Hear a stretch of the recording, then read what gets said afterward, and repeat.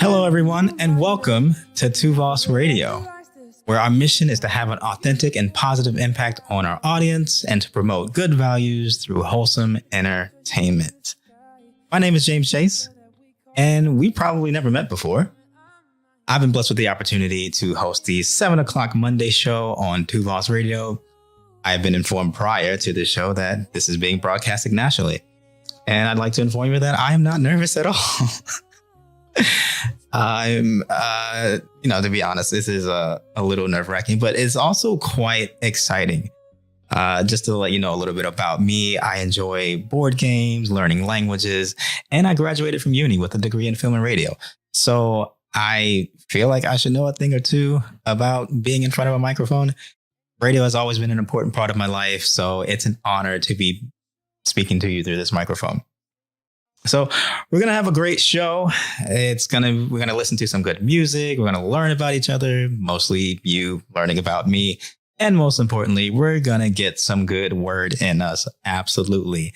This would not be Tuvos Radio without the word of God. So we're going to get into some music here. We have Gravity by Landry Cantrell. Sometimes I wanna float away, fly away and close my eyes, get lost in a secret place no one could ever find, yeah. But you keep pulling me back into your atmosphere and showing me that with your love I never have to hide. When the world's spinning out of control, your love is like my gravity. When I'm overboard and going under, your love will come and rescue me. And somehow you find a way to reach me when I can't see the road before me. When the world's spinning out of control, your love is like my gravity.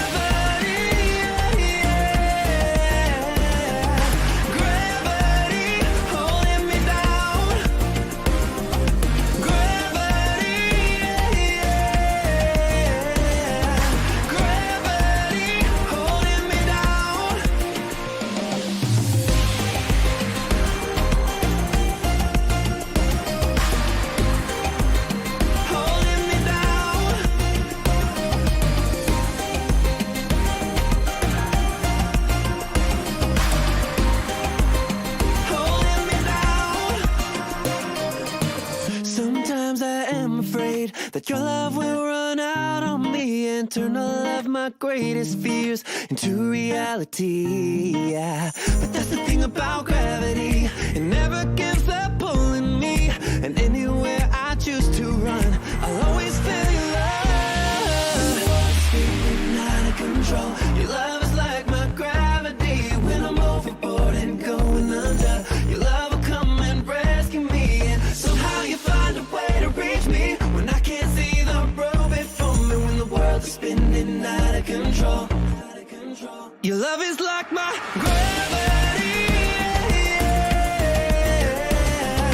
Gravity holding me down. Gravity. Gravity holding me down.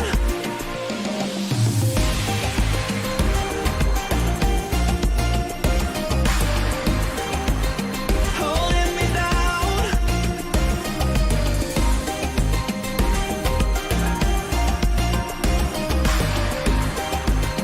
Holding me down. And even when the world gets colder, I know that you'll be right here by my side. 'Cause I know love's the center that holds everything together. And when the world is spinning out of control, we all need a little gravity, yeah. Gravity holding us down. Gravity, yeah. Gravity holding us down. We all need a little bit more love like gravity. We all need a little bit more love.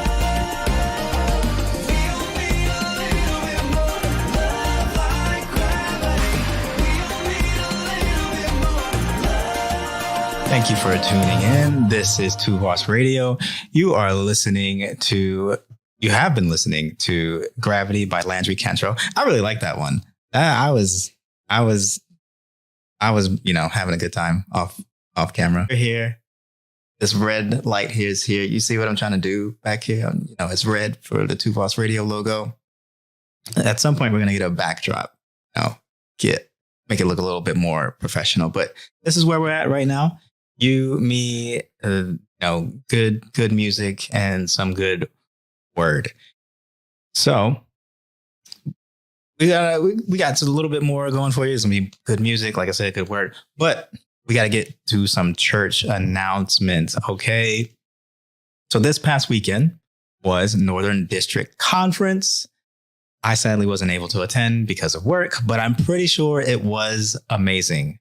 I should probably ask around just to be sure, but I'm confident that it was great. For our younger generation coming up, we have Youth Conference.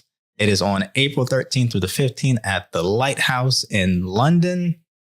It's going to be 3 nights and 2 days of getting deep into the word, deepening your relationships with one another. I'm pretty sure you're going to get some good eats afterward. Who knows? We might have a little mini Asbury revival, just in the church, just 72 hours the whole time. Why stop at 72? Let's do a whole 96. Hey, why you wasn't in church on Sunday? I was in London. We just couldn't leave. The presence was so strong. We was just in it. Tell your pastor that. They'll understand. So so Youth Conference, it is £20. Make sure you get your registration in as soon as possible. Like, make time for it in your calendar. It's going to be great. I wish I could go, but sadly, the youth has left me. It is gone. It's no longer with me anymore. More information on that can be found at upcgbi.youth.org. I'm going to do that over again so that we all get to the same webpage. It is upcgbiyouth.org. There you go. That's where you can find information. And for the older and younger generation, we have General Conference. That's for everybody. It is August 1st through the 4th in Llandudno, Wales. It's going to be, again, just getting deep into the presence of God, just growing, getting connected with one another. And I'm super excited. We got Bishop Leroy Francis going to be there. We got Stan Gleason. He has an amazing book. And we have our Reverend Nathan Herod. It's going to be great. And you would be silly to miss it. I went for the first time last year and I thought it was amazing. First of all, Wales is great in the summertime. There's the beach and the ocean and, there's great food and things to experience there. But then just having everyone come together to worship and sing and to be lost in the presence of God and to pray with one another, to bear one another's burdens. It is unbelievable. And it's a great General Conference, honestly.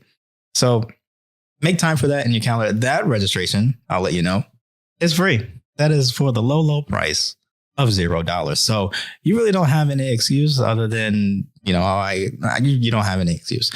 Buy the train ticket, the bus ticket, hop in the back of somebody's trunk, say, hey, we going to Wales, and you make your way up to Llandudno. All right. So along with church announcements, I'd like to make this segment here before we get deep into, the word and just, and the Bible. I'd like to make a space here in the future. I have plans. You see, they asked me to, they asked me, to be, they asked me to be a part of, well, no, it's not like that. Let me tell you this. When you see a need and you go meet that need, God is going to do some great things. That's just lesson number 1, and straight out the gate. Okay. So the way this went down, right? I saw that there was a need for Two Voice Radio. Someone needed to run the show. I went up to the bishop, say, hey, Bishop. No, I didn't do that. Hey, went up to the bishop, just talked to him about it. And because this has been going on for a few months now. And, talked with Sister Allison and Brother Terrence and, and a few other people whose names is just leaving me right now. I apologize. But here we are. Here we are. And I was nervous because I asked him, I said, hey, what's the goal? Like, what do you need me to present? What do you need me to be? Okay. What am I doing here? I'm available. I got the skills. I'm here, but I just need to know, like, what lane am I going to be in?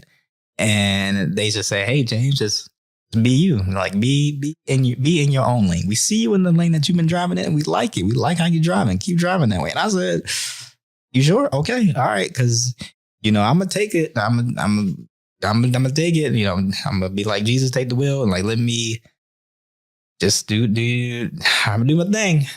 But I've been brewing things in my brain, and I'm excited. I'm excited for, what this could be, you and us together, sharing good music, getting into the word. And, so this segment here, I'm just kind of doing a little bit of vision casting with you, if you don't mind.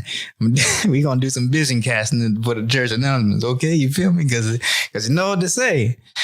Without the vision, the people perish. All right. You know it. Okay. So I just have an idea for this section, just to be filled with testimony and, along with announcements, along with saying, hey, this event is going on here. This event is going on there. This is what happened last weekend. That thing. I want to create a space that is just testimony. This is what God is doing in Glasgow. This is what God is doing in London. This is what God is doing in Birmingham and Rugby and other cities in Scotland and the UK and all over the British Isles. I just feel like there would be a lot of encouragement. There would be some spiritual uplifting if we just realize, if we're just reminded weekly, or at least twice a month, because that's where we're starting now. We're just going to take it out easy, do it twice a month. If we were just reminded that you're not in this alone and that God is doing things all over the nation and that you can continue believing, even when you don't see it in your town, even when you don't see it in your church, know that God is doing something somewhere. And I'd like to just be able to bridge that gap. So with that said, if you're with me, and you see the vision and you just like, okay, James, I want to partner with you in that. This is what I would need you to do. Just head over to Two Boss Radio, either on Instagram or Facebook. Just send us a message. Just, it don't have to be no long testimony or anything. It got to be nothing long or dramatic. Or just say, hey, this is what God has done for me this week. This is what God has done for me today. This is what I've seen at my church. This is what I've seen at my job. This is what I've seen in my town. And so with that, we would just be better connected and, more together spiritually. And I just really think that would be amazing. Okay. Yeah. I hope that you're with me on that. Okay. So we got some more music for you. This is Created Love by Passion H. Shining so beautifully bright. Oh, I'm looking at the color choices in the sky, every detail that we call life, and every moment I'm reminded of your creative love that's painted all over. It's painted all over. It's painted all over. Your creative love that's painted all over.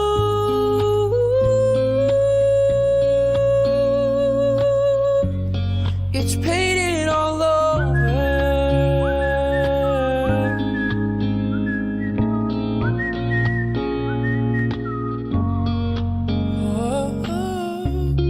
And you never feel no.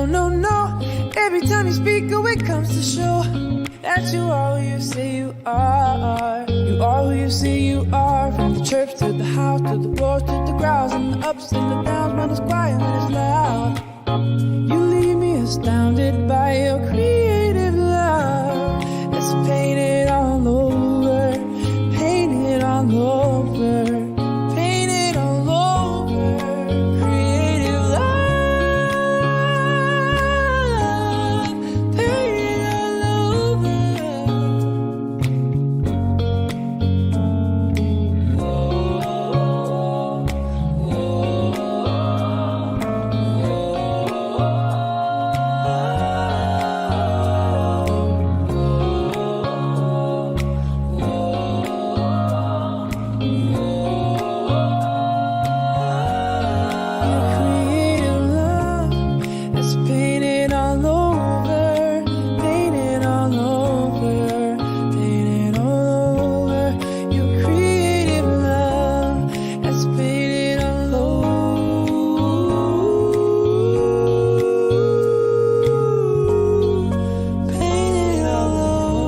don't mean to make this episode about me, but I would like to get you to know me, as we will be spending a considerable amount of time together over the years.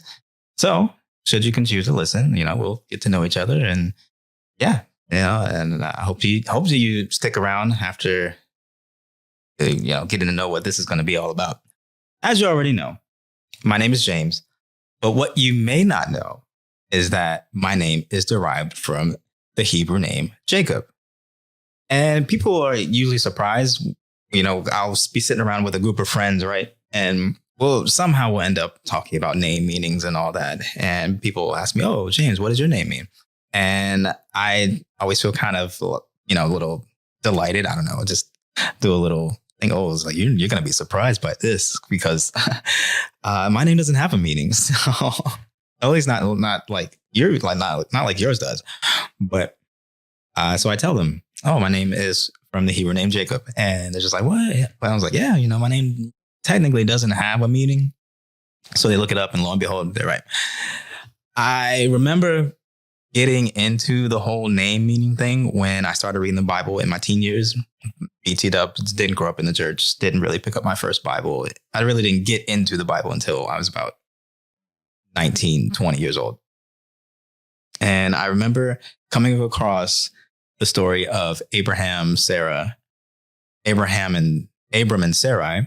when they were about to have their child with Isaac, when they're about to have Isaac. And they ended up naming him Isaac because that means laughter. And in both of their encounters with God, there's like some funny moment. And so they name him Laughter.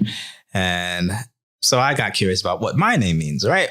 And, as you would get curious when reading about something like that. So if you go to Google, if you look up what the name James means, you will find that it reads, James comes from the Hebrew name meaning supplanter. Supplanter, right? So, unless I'm sure that you don't, use that in your daily vocabulary, like, I was out yesterday, I was, doing some supplanting, and, I really came home with a lot of money in my pocket, supplanting. And, I'm like, that supplanter be supplanting. That's what it is. Yeah, you be using that in your everyday language, right? So naturally, you would think, okay, what does the word supplant mean? Because you really don't get anywhere when you figure that out. So you look up the definition of supplanter or supplant, and it's defined as to take the place of another as through force, scheming, or strategy.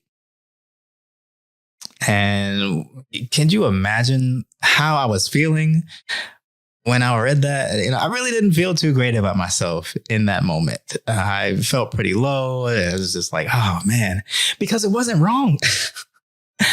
I grew up doing a lot of scheming and strategizing, not so much force, because I was about $120 wet. So I hadn't too much muscle on me, but the scheming and the strategizing thing, that was pretty on point, and I took the place of a lot of things that probably weren't mine. And so that led me, this eventually leads to Jacob being one of my favorite characters in the Bible, because I end up relating to him so much.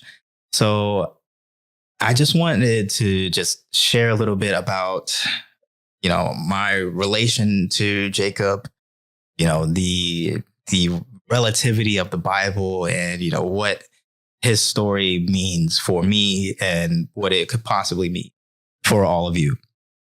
Okay, so I just really enjoy this story because it starts off with Jacob and Esau being born at the same time because they're twins. And it's prophesied that the older one is going to serve the younger one. And, Esau comes out first, but, Jacob is grabbing his heel, right? And there goes that supplanting. And it's like, when you read it, it's like, oh, there's Jacob. He's, taking the place even before the day one, he comes out and he's just like, this is mine. Right. And so, Jacob grows up, Esau grows up, and And obviously I'm paraphrasing all of this. And Esau and Jacob, they grow up. Esau is, the way the Bible describes him, he's, kind of strong and burly, does most of the hunting. He's out with his father, bringing in the meat. And Jacob, he's more at home with his mom, he's probably more the artist types, chilling, and then it's time for the blessing to be passed down. And and it's prophesied that it's just interesting. But Jacob and Esau's mom, she comes up with this plan because the blessing is supposed to go to Esau. We all know this. A lot of you who read the Bible know, and a lot of you who have families know that the eldest gets all the stuff. Everything gets passed down to them first, and then the younger ones get whatever's coming after it. But Jacob and Esau's mother was like, no. This is not how it's going to work. I have a plan. And what she does is the craziest thing. And I remember we just casually read about it. We just casually read about what happened. But let me just break this down for you. All right. So basically what she does is she takes some hair, some fur, and she puts it on Jacob's arms and all that. So it makes his arms all hairy and whatnot. Why? Because apparently Esau's arms were hairy. And Abraham, not Abraham. Wow, what am I? I'm Isaac. Okay. Sorry, guys. Had a moment. Bear with me. Just be patient. We're gonna get there. So Isaac. So the father is, he's old. He can't see too well, and it's time for him to pass down the blessing.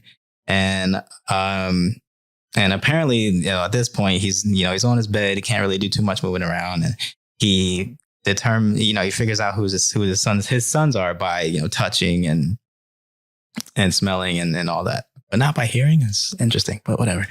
And so the mother does this thing where she says, I'm going to disguise Jacob to feel like Esau so that Jacob will get the blessing. And we just casually read about this. I don't know if y'all see this the same way I do, because I just feel like most of us casually read about this and we don't freak out about this like we should. Because I remember one day reading about this, and there was this impression on me. I believe it was from God.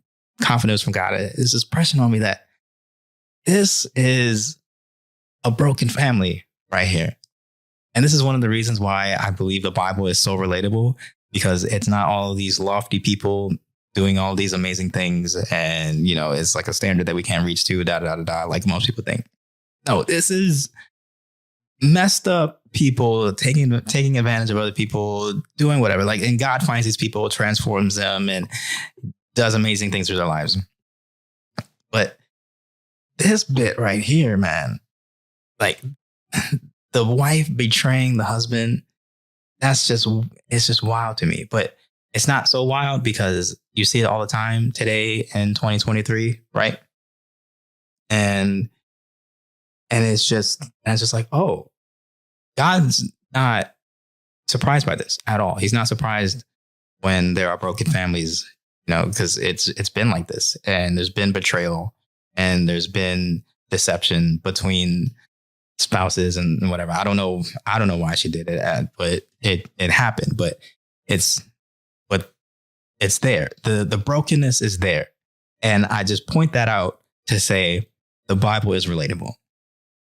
If you come from a broken family, if you come from a family where your mother and father weren't a team, you were raised by a single mother, you were raised by a single father, there was strife and yelling and deception, and you always felt like you were in the middle, you had to choose and whatever.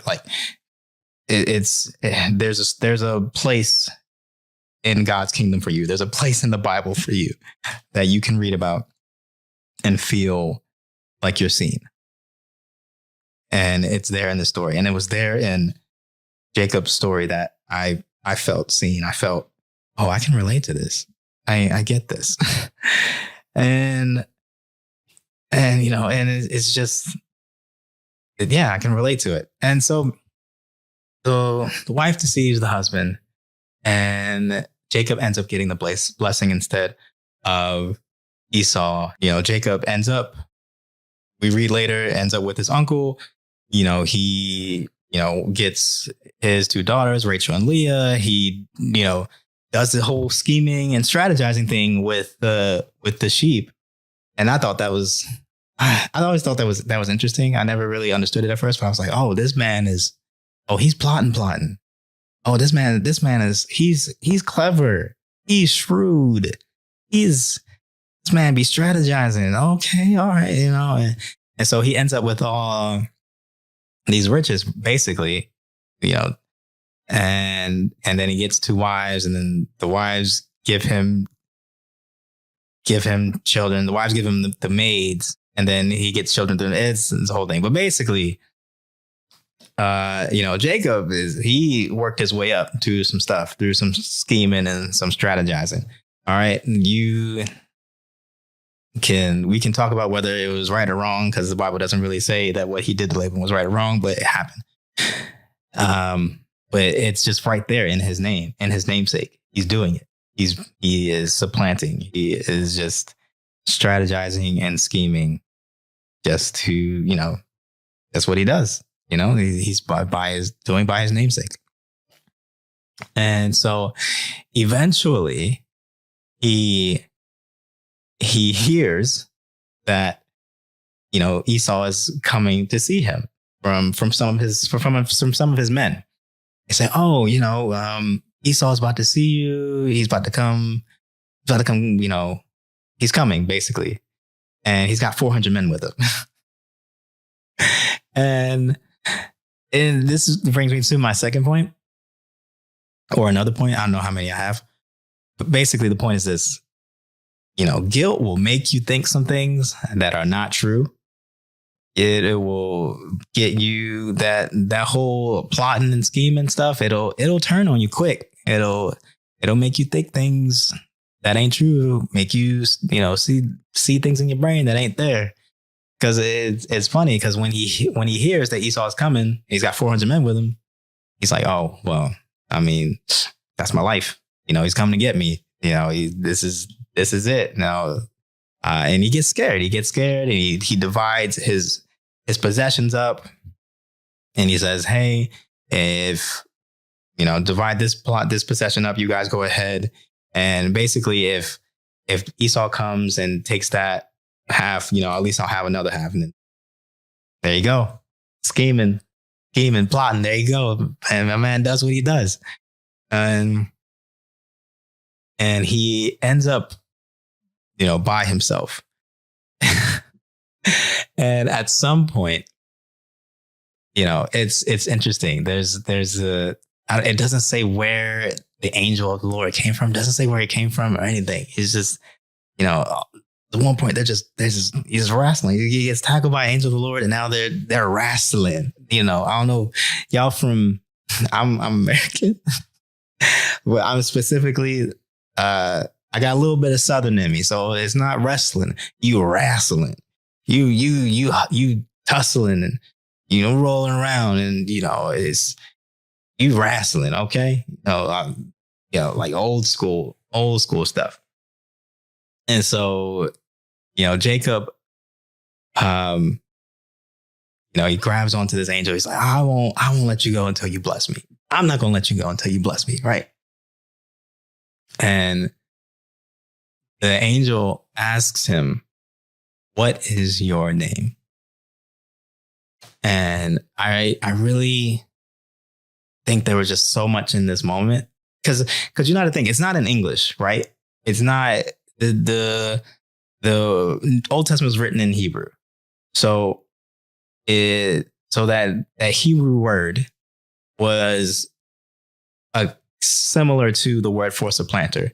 So when you say that word in Hebrew, it's, you're kind of saying like, this is who you are. When you say the name Jacob in Hebrew. This is who you are.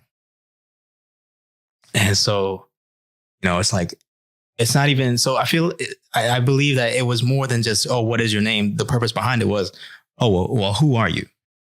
Who are you? Who are you, Jacob? And Jacob in that moment had to have had so many flashbacks about all the time that he was plotting and scheming and taking what he had to take and, getting by and just trying to, dodge any danger and all that. And he says, my name is Jacob. And the angel says, no, that's not your name anymore. That's not, nah, you've been changed. And now you're going to be called Israel. And it's like, yo, that is insane. That is absolutely insane. And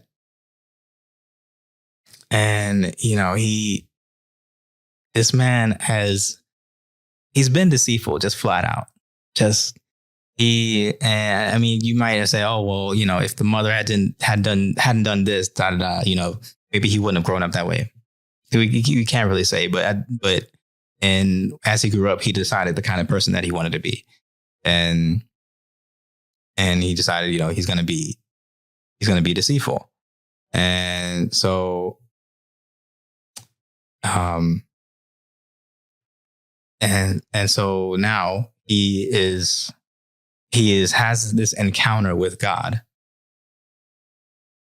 And now there's this change, and he doesn't have to be who he is anymore. Really, he really doesn't. I mean, you always have a choice, but once you have an encounter with God like that, you cannot be the same. Whether he decided to follow God or not, you can't be the same after that.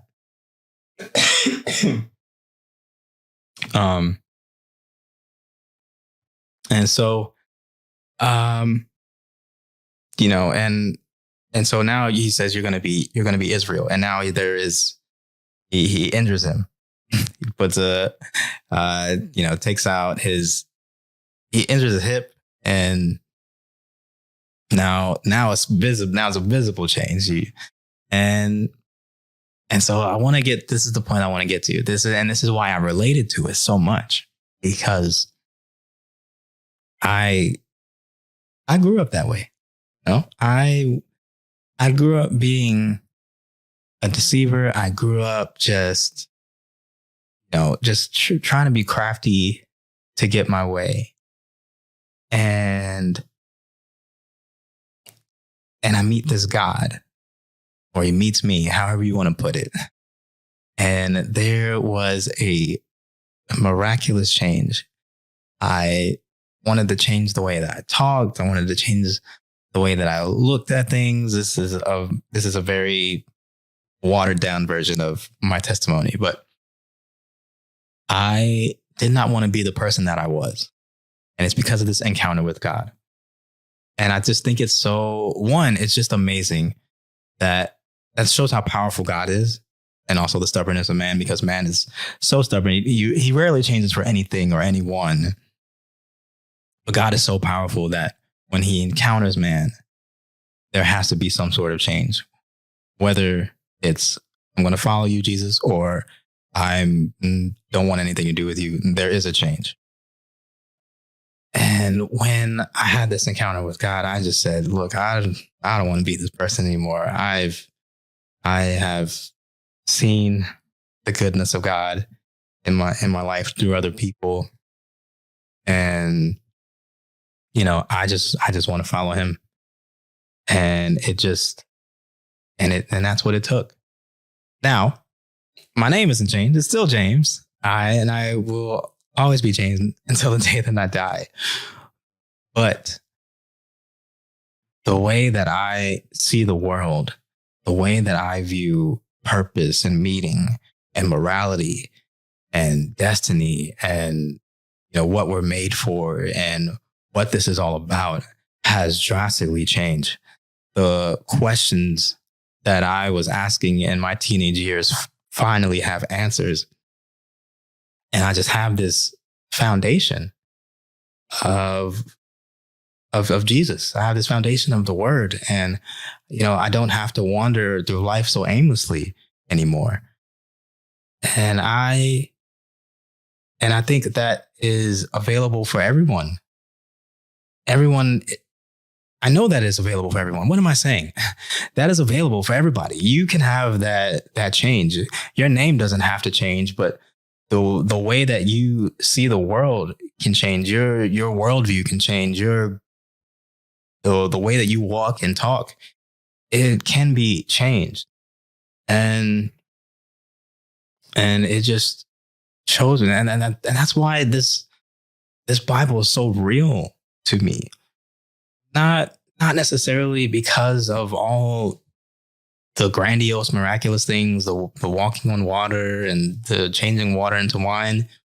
It's the fact that God sees real broken people, and he says, I'm gonna go down and meet them. I'm gonna go down and meet Jacob. I'm gonna go down and meet Moses and Samson and Peter, and the list goes on, and I'm going to do a miraculous change, and because that's what it's about for me. It's about real people with regrets and pains and things that they've done wrong, and the times that they encountered a bad guy and the times they've been the bad guy. It's all of that with a God that can change and shape and mold anything. And it's because of his love for us. It's because of that amazing love on the cross that we all have the opportunity to be changed. So yeah, that's where we're at. I could keep going, but I think I'd end up rambling at this point. There's a million ways to break down Jacob's story and all that. And you know what? I will say this though. It was great because Esau finally meets Jacob, and he, contradicts Jacob's thoughts, by embracing him and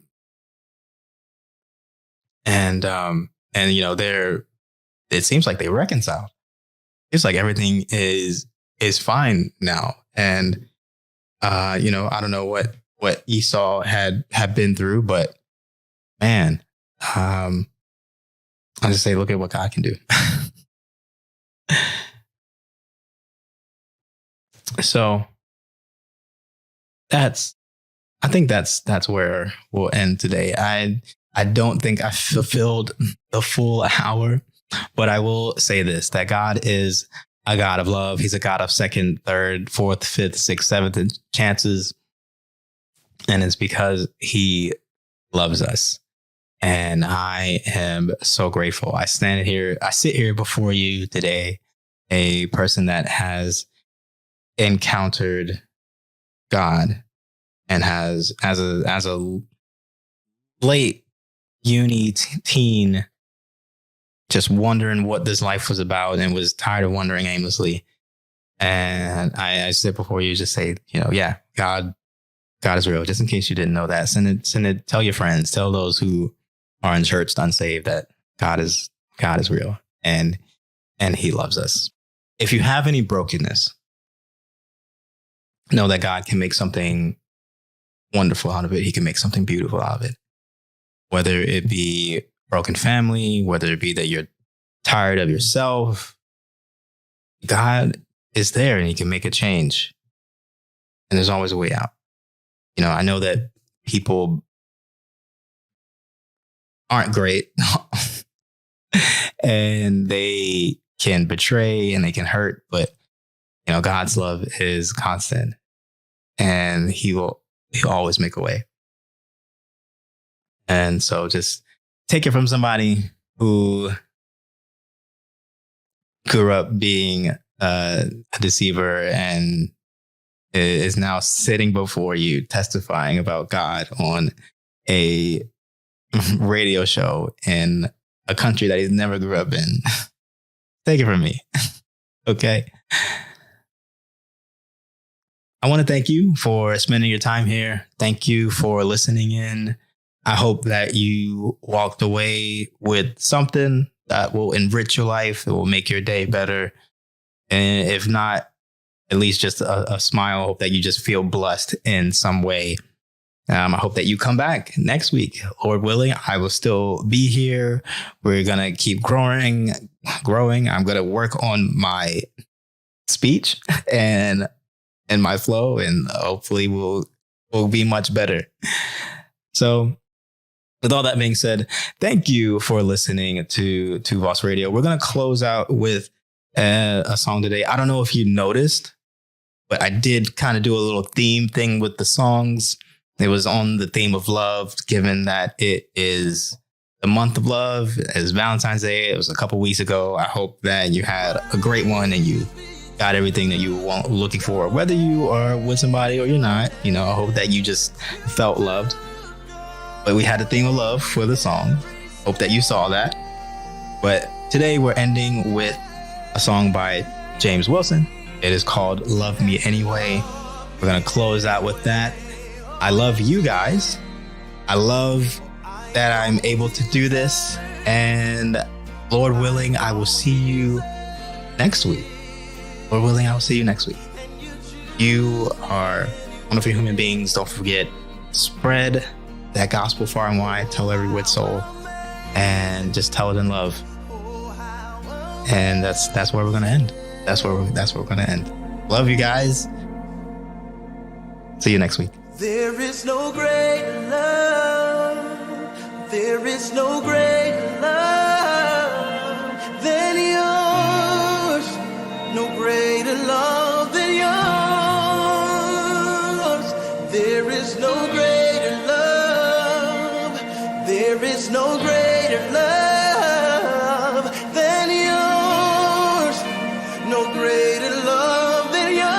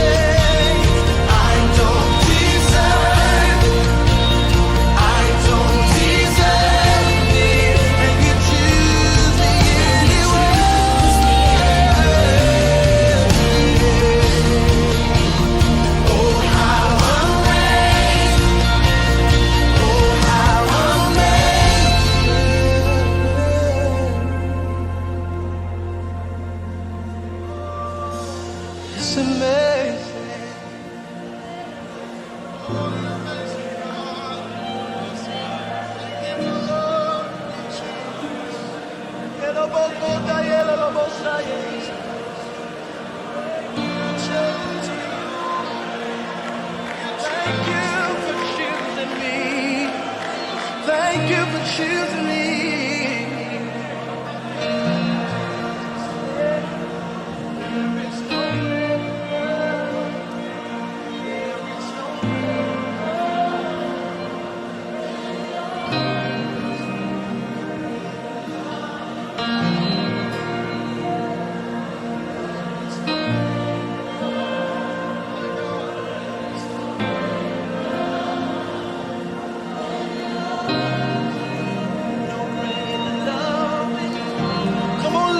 prophets say there is no rain.